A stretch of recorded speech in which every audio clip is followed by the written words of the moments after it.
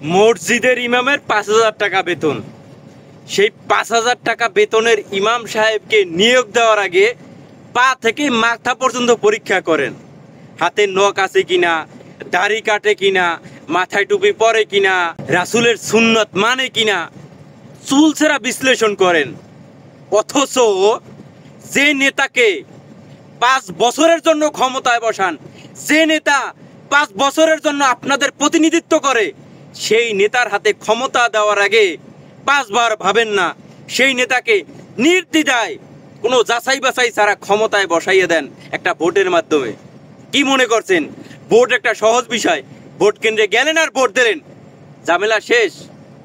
ওই একটা ভোটের হিসাব আল্লাহ তাআলার কাছে আপনাকে দিতে হবে। ওই নেতা ক্ষমতায় গিয়ে ৫ বছর যত চুরি করবে, ডাকাতি করবে, লুটপাট করবে, দুর্নীতি করবে, সমস্ত কিছুর পার্সেন্টেজ আপনি না খাইলেও তার পাপের পার্সেন্টেজ আপনার আমল নামে আসতেই থাকবে এককালে ৫ বছর ধরে। অতএব নেতা বাছাই করার আগে সাবধান হন। আগে বাছাই করুন কোন নেতা ক্ষমতায় গিয়ে চুরি করবে না, কোন নেতা ক্ষমতায় গিয়ে লুটপাট করবে না, কোন নেতা ক্ষমতায় গিয়ে দুর্নীতি করবে না। বাছাই করিয়া তারপরে ক্ষমতায় বসান, নয়তো আল্লাহর কাছে জবাব আপনাকেও দিতে হবে। নেতাই তো খাইয়ে দোষী হইবে আর আপনি না খাইয়ে দোষী হবেন। অতএব এইটা কখনো চিন্তা করি না। আমরা ৫০০ টাকার বিনিময়, ২০০ টাকার বিনিময়, ১,০০০ টাকার বিনিময়, ৫,০০০ টাকার বিনিময় নিজের ভোটটা বিক্রি করে দেই।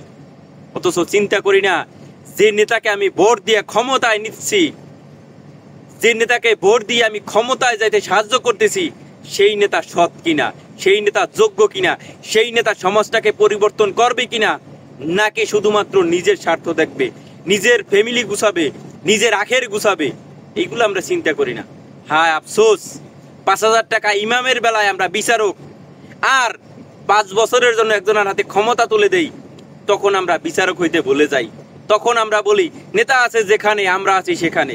শুধুমাত্র দুনিয়ায় ৫০০-১,০০০ টাকার বিনিময় আমরা নিজের অধিকার বিক্রি করে দিই, ৫ বছরের জন্য একজনের হাতে ক্ষমতা তুলে দেই।